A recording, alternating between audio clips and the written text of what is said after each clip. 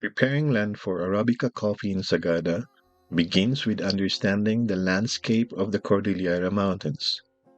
Sagada is known for its cool climate, high elevation, and rich mountain soil, conditions that make it ideal for producing high quality Arabica coffee. Arabica coffee grows best at elevations between 1,000 and 1,600 meters above sea level, which Sagada naturally provides. Farmers usually choose gently sloping land where water can drain easily, since coffee roots are sensitive to standing water. Good air circulation and partial shade also help coffee plants grow strong and healthy. Once the location is selected, the land is carefully cleared. Weeds, grasses, and unwanted shrubs are removed so the young coffee plants won't compete for nutrients, water, and sunlight. Because the land is mountainous, soil conservation is an important part of the preparation. Farmers often build rows of stones or small terraces to hold the soil in place and prevent erosion. Preparing land for Arabica coffee in Sagada is more than just clearing and digging. It is a careful process that respects the mountain environment while creating the best conditions for coffee to thrive, laying the foundation for distinctive Arabica coffee that Sagada is known for. Isnan bilin di apo kabunyan Anta ko at aywanan Laga ay kinabak ng taysyanan Tawigan di kaapwan Anta ko at aywanan Aduay kinabak ng taysyanan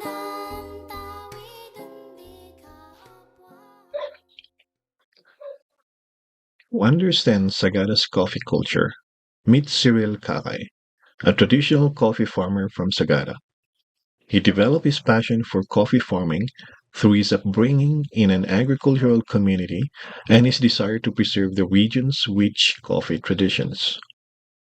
I am Cyril Kakay, a native of Sagada, and I'm a coffee farmer here at the Echo Valley Coffee Farm, traditionally named Baoeng Coffee Farm. At Echo Valley Coffee Farm in Baoeng, he blends traditional, often organic methods with a visitor-friendly approach, allowing guests to witness the journey of coffee from seed to cup. Sagada coffee is distinguished by its high-altitude environment, meticulous hand processing, and unique flavor profile.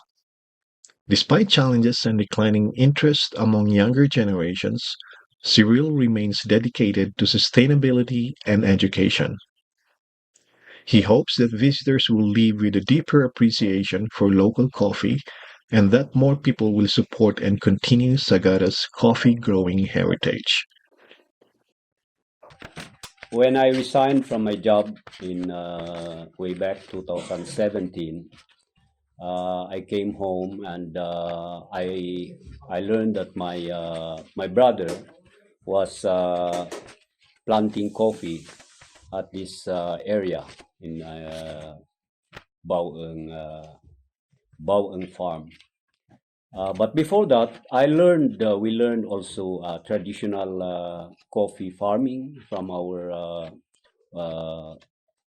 grandfathers, our parents, because we have a centuries old coffee that is located in the limestone part of this farm, and that's when I know something about how to take care of the traditional Typica Arabica coffee in Sagada, and that's where we get our coffee. We are the ones to harvest the coffee.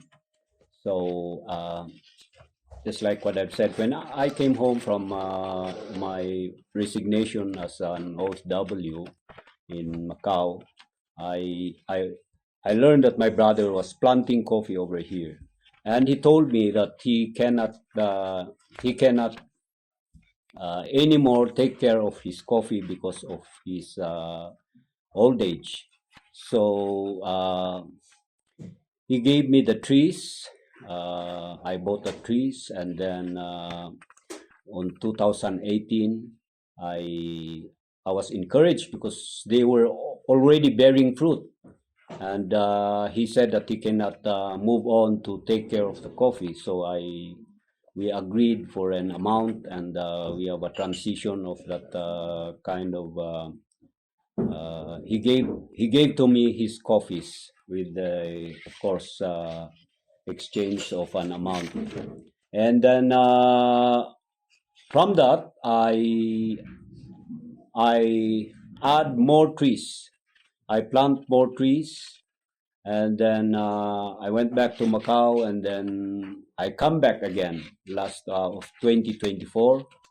Then uh, I saw my trees are bearing fruits already, so I decided to for good not going back anymore to Macau. So that's the starting of my being a farmer. So I keep on planting, and during the time it's very easy to have the seedlings under the trees because there are wildlings. So those are the best seedlings that I've used for planting.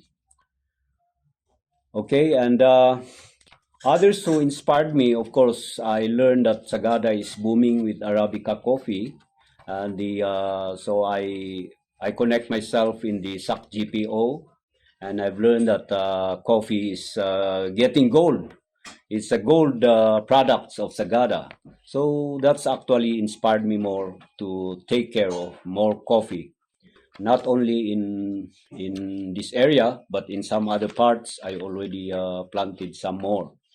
So it's the trend of Arabica coffee in Sagada, especially SAC GPO, who additionally inspired me to take care more coffees. So that's my inspiration. Of course, I was inspired by my parents, my grandfathers who taking care centuries old coffees. I know something about the way they do the farming, and they don't know about pruning actually. So the coffees are very tall.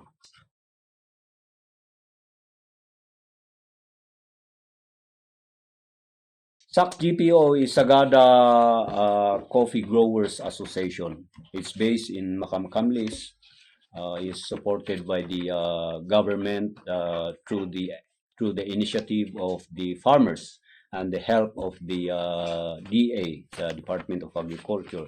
So we have availed a lot of equipments for coffee processing, and that's very good for us farmers because we bring our harvest sometimes there in bulks or in more are processed there before when we cannot process our own coffee.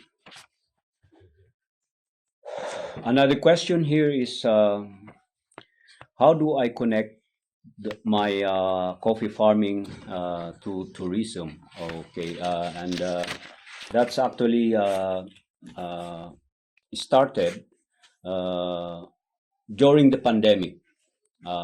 Before the pandemic, I'm planting already the coffee, and here comes the pandemic.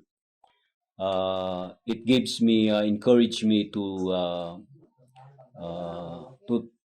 to establish stop over here like this coffee hub, and I oh, I knew that it's a good spot. That's why I did not hesitate to build a hub like this because I projected how about if the COVID will go, and how what will we be doing after the pandemic? And it serves a purpose, of course, because this is the center of the adventure trail from the church to the Kong Falls. So it's a good spot actually, and more encouraged to stop over. It's not just about coffee, but they can see the relics here. It serves as giving informations of our identity as Sagada Igorots, and it all talks about our culture, actually, our way of life in the olden days. So it's it will be coming up to a museum. I'll do my best to collect more items so that it will be called a museum. At the same time, it's a coffee shop. So that's how I connect it to tourism. And not just a museum, because it's an educational way of informing people about the beauty of coffee farming.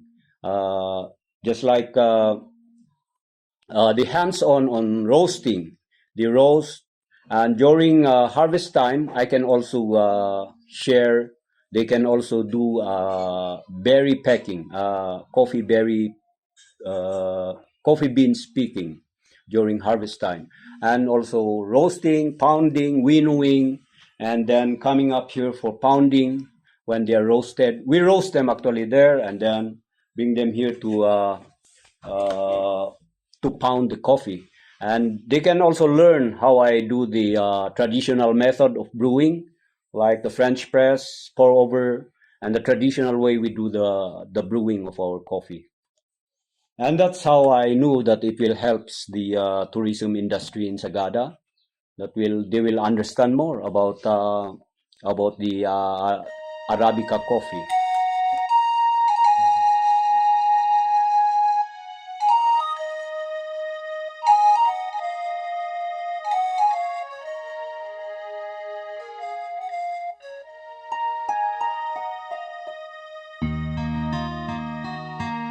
As a traditional farmer of coffee, uh, I get my seedlings under the coffee itself, the coffee plantation that we have planted. There are several seeds that drop and they wildly grow under the coffees. One origin Arabica coffee we have only in Sagada. It's the Typica variety, the traditional one that was brought by the Spanish retired soldier in Sagada. Because coffee, what I understand, is just a topsoil coffee. So it's one shovel out and then put the seedlings. That's enough. Because I know that the soil in my location is more robust. The issue that I have here is only the flood. But it's not destructive because it's the water will rise and slowly subside, and it brings the fertilizer in. So, but the problem sometimes is the pest. With you, I will share what I A have. boring worm. It goes inside the stem, and then it will penetrate the center of the stem until the seedling will die. That there's a something like dust coming out. Then we cut the whole trunk, and then we burn them because otherwise it will multiply or it will transfer to other seedlings. I counted about 2,100 bearing trees. That's all I can count, and my distance is actually 6 feet, 5 feet to 6 feet. In some cases, the Mundo Nuevo variety, which is we call that in English is the Mundo Nuevo New World Arabica coffee. It can be about 4 feet though, because the branches are short, but they grow fast. And in my experience, it's the bigger seedling is the better. Like for example, a meter of seedling will be transplanted rather than we plant from small seedlings. You wait about 2 years, to for them to recover before it bear fruits. But for the like this, like what I've planted just right now, they will just recover in a few months. And when it's time, when they have roots already, they will uh, they will bear fruit, same as their age mate.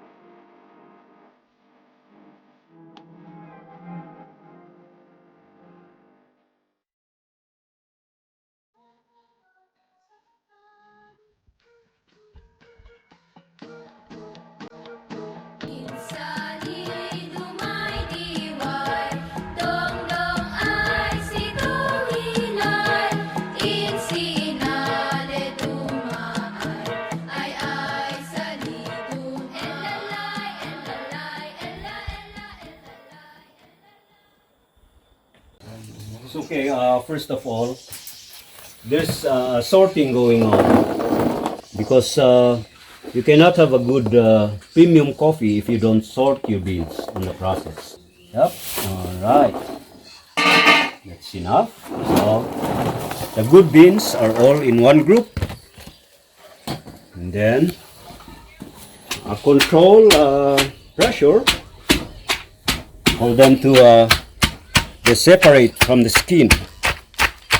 If we give love to the process, always the result is very good. You have a lot of work to do afterwards. Sun dry, sun dry. Because as of now, you can see the greenhouse, which I just made, lay them out in there and they get dry, air dry, and at the same time sun dry. And this is easier actually when we put them on water, so it will separate the outer skin will be removed. And during this process, you can actually see and sort those beans that are not really good because they will float. We call that the floaters. There. After separating the pulp, we have here the two process that I'm doing in the farm of letting you know that the coffee, Arabica coffee work is very laborious. So to dry my coffee, this is the honey process wherein I don't need to ferment the coffee. The after coffee pulping, I don't need to ferment them. Straight away dry them under the sun. So the mucilage will remain dried in the parchment. So it looks like this. You see it's coated with brown color. That's the mucilage, the color. But this is less labor. The more laborious is this wash process because after pulping, we have to ferment them for 2 nights, and then after 2 nights, it will you can see the mucilage is like releasing gas. Then that's the time we wash the parchment, so it's clean, it's dry. To get dry for 12 level of moisture, we have a gadget to measure the moisture of the coffee, so that way we'll make sure that the coffee that we roast is very dry. Otherwise, if your coffee is not dried well, if you store it in a moist area, it will absorb moisture, so the result will be very bad. So after this actually is ready to be dehulled, okay? We sort them properly so that we come out to a premium coffee, like the Chivit. So just like what I've said, the pulp is not rubbish for us. We dry them and turn them into tea. So I can serve you a coffee pulp tea inside. We call it cascara tea, and it's very refreshing also. That's why there's no waste when it comes to processing the coffee. It will make your skin glow because it will cleanse your guts. Depends again on how you roast the coffee. If you want more acidic, you go to lighter ones or medium. But if you want a balance, you go to medium dark. You have fruity, you have a little bit bitter at the end, but it seconds in your mouth.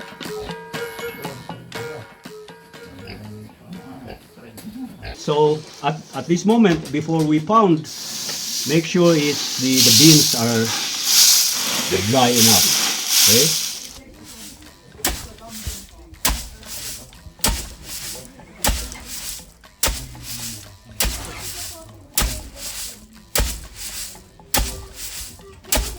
So as you can see, the parchment is now begins to separate from the beans, and the parchment will separate. So it needs the winnowing. Rice, it will be done like this.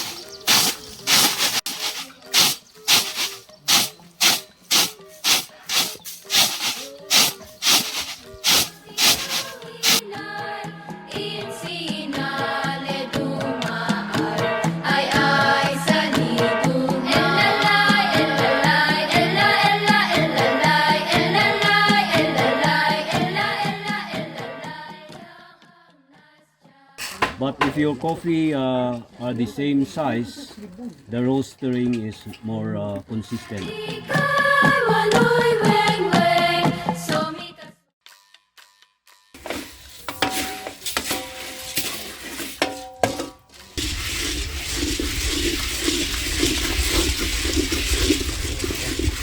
So as you can see, after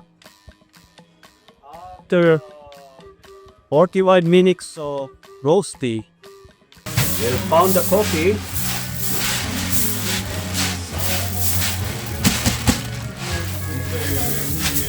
I will be the machine.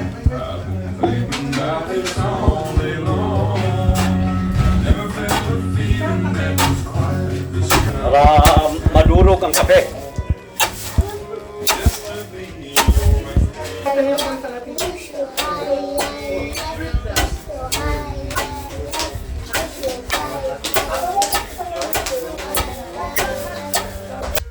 After pounding the coffee, then we prepare it for packing. We don't actually display the packed beans or the roasted beans and the ground beans. We do it on the spot packing para makita. You cannot taste our coffee here outside, or we don't sell our coffee in the market. Only for in the farm for customer experience. So roasted beans and ground beans the same way. 200 grams for the ground beans is 400 pesos, and for the 100 grams is 300 pesos. That's for the ground beans, and for the whole beans, 200 grams is 370 and 100 grams is 250. But customers can buy in a multiple packages. So this is the way we pack. We have a simple packing from a silver packing, and we seal it here, and we use our sticker logo, Echo Valley Coffee Farm. Okay, that beautiful sticker in it.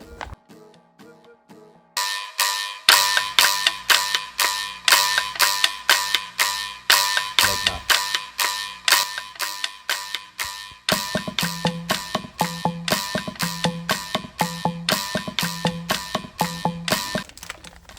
And that's the 200 grams from Echo Valley Coffee Farm. We also prepare the drenched coffee. Okay, we put 3 servings, at least 12 grams in one tea bag. Then that's what we call the drenched coffee. One serving is 60, and we put 3 servings in one pouch is 150.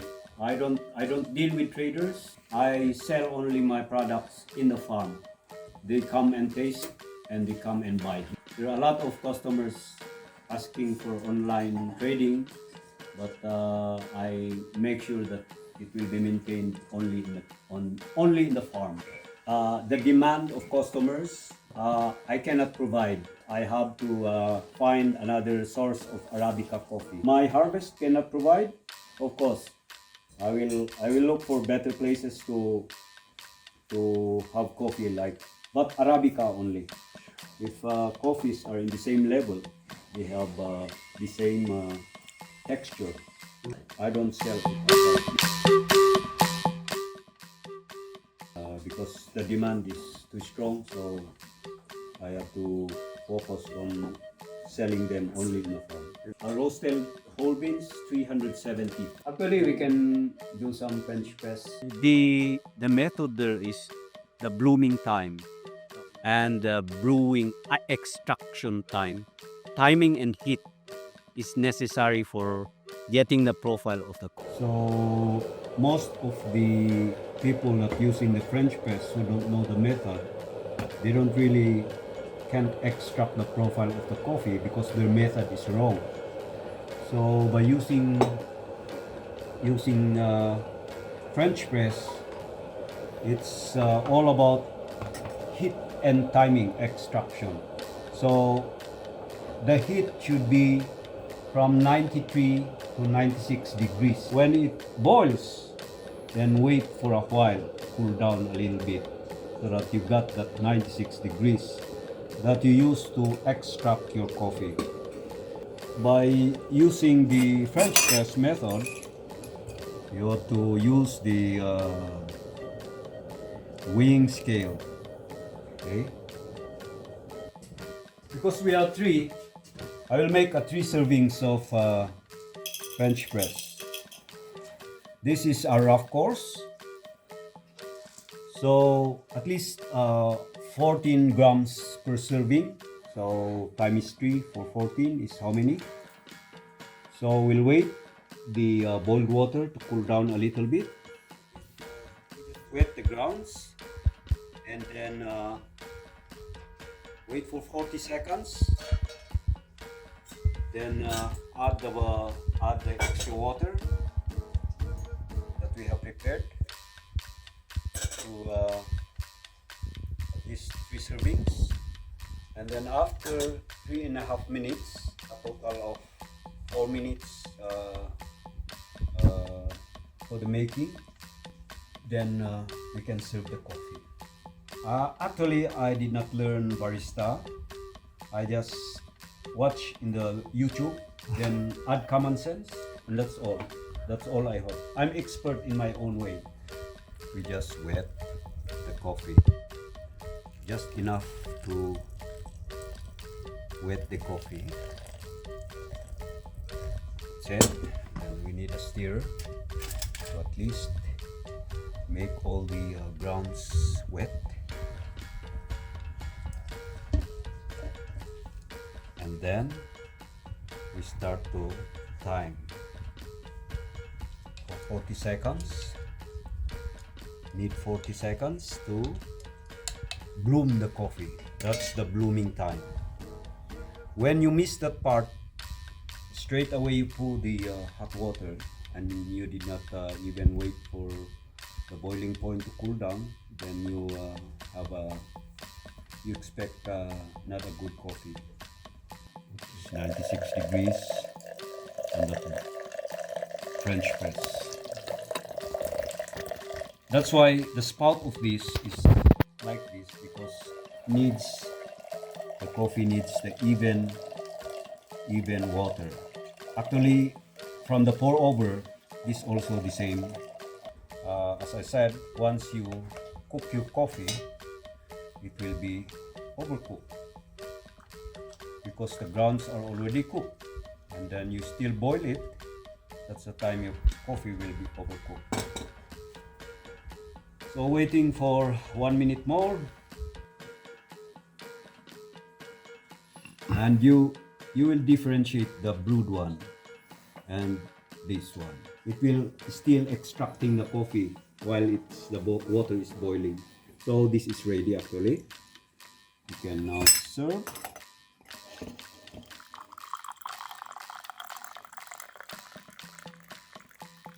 All right, let's do coffee.